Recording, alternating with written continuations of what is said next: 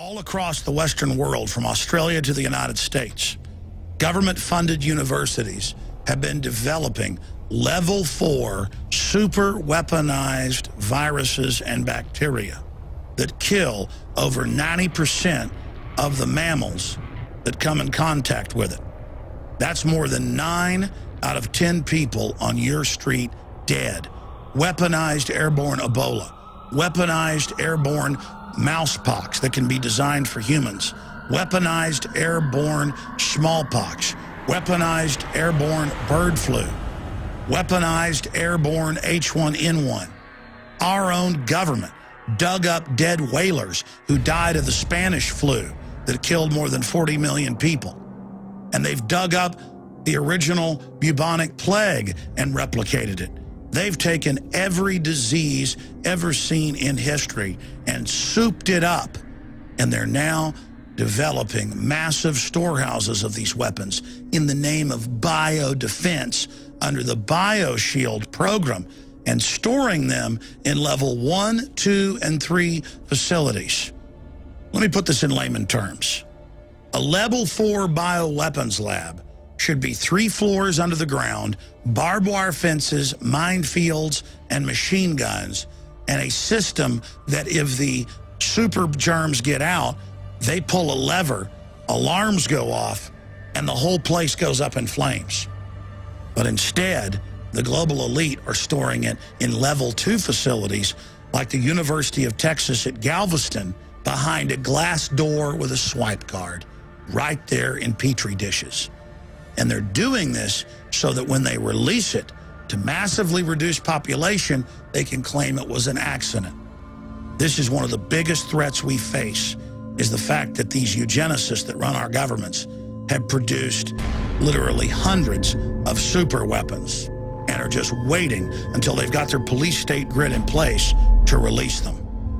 There are countless other examples of government weapons programs that endanger our planet. You know about nuclear weapons. You know about systems that kill all the life but leave the buildings in place, like the neutron bomb. But then, of course, there's also race-specific bioweapons that people like Dick Cheney talked about in the PNAC documents. Weapons that kill certain racial types and leave everyone else alive. In fact, it's possible that a weapon could be released and only Asians would live, or a weapon could be released and only people of Northern European derivation would survive. Or weapons could be released where only people of Semitic background are killed, or people of Semitic background survive. These systems have been developed and are on record. But getting back into nuclear weapons, the Air Force has admitted they've been testing and trying to develop things like antimatter bombs that could actually destroy the entire planet. And yes, scientists at CERN have come out and said, well, there's a low probability that we'll create a black hole that destroys the Earth, or a strangelet, or a particle that sinks to the center of the Earth and then causes the planet to implode. My problem is this. The globalists have shown that they think they're God, but they're not. They're very reckless. They're full of bravado and chutzpah. And we now have hundreds of nuclear reactors in the world that are close to 40 years old or older, which are now literally rotting. And 9 out of 10 reactors are now reportedly leaking radiation. And the elite just doesn't care. You know, a great example of this was in the 1940s when they first tested the first A-bomb. Many of the scientists thought that it could ignite the world's atmosphere and kill the habitability of our planet. Thank God it didn't ignite the atmosphere. But the point is, they still went ahead with the test in their search for godlike powers. Now I am become death, the destroyer of worlds.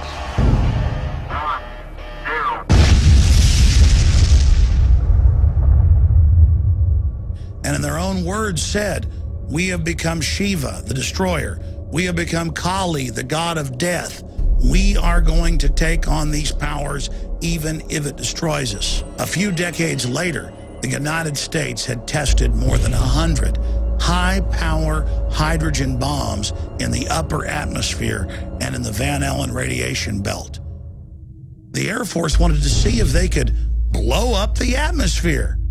Again, they tell us all day give up our liberties because somebody might detonate a car bomb, but meanwhile, they're firing hydrogen nuclear weapons into the upper atmosphere in an attempt, in their own words, to blow a hole in the atmosphere.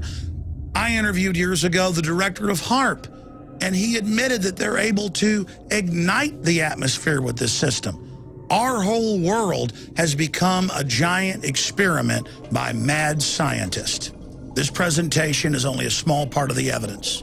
Unfortunately, the facts are incontrovertible. We have a group of mad scientists who believe that they are supermen and a race separate from general humanity playing God. One reason the globalists are so arrogant is that they've got advanced technology. They've been suppressing what's been doled out to the public, so they think they can control all of these systems. None of this is new. If you go back to every ancient civilization, the elites believed that they were God and the general population was scum. And the longer a dynasty went, the more decadent and crazy it got. The more the elites began to believe that they were infallible and God. And it's this same incredible hubris that is endangering our civilization today. You have all these elite families interbreeding with their aggressive genes, their psychopathic genes, their sociopathic genes.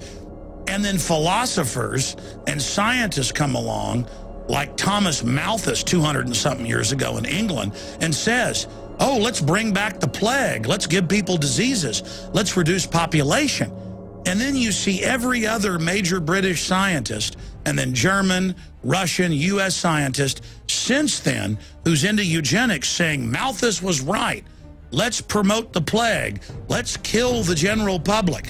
And then you've got these inbred elites who are into all this stuff going, absolutely, let's do it. And then you find out they're putting stuff in our vaccines, our food, our water.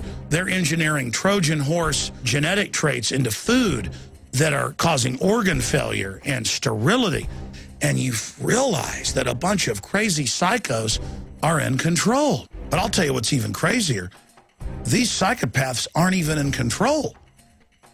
They are so arrogant and think they're so invincible that they've got thousands of laboratories splicing every plant and animal you can imagine.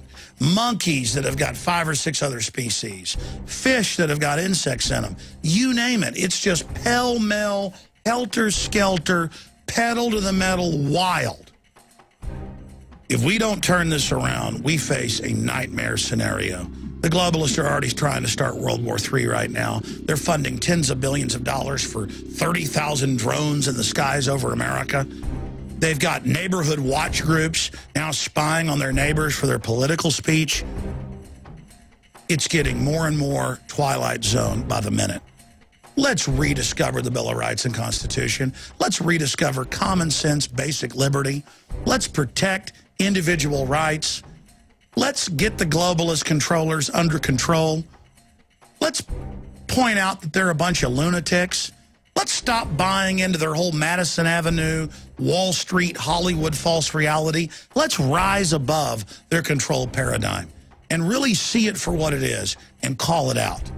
You can't fight this system from within anymore. You got to realize this house of cards is already coming down.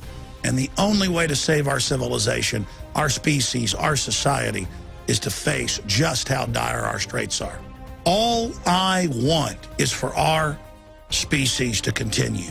All I want is prosperity for our progeny, our great-great-grandchildren, to be able to live in peace and explore space and be successful and look back on the trials and tribulations we went through as an example for the trials and tribulations they're going to face. I mean, the level of corruption and flat-out demonic evil that we're putting up with is just ridiculous. We're at the crossroads, my friends. Our future, our destiny, our very existence is up to you.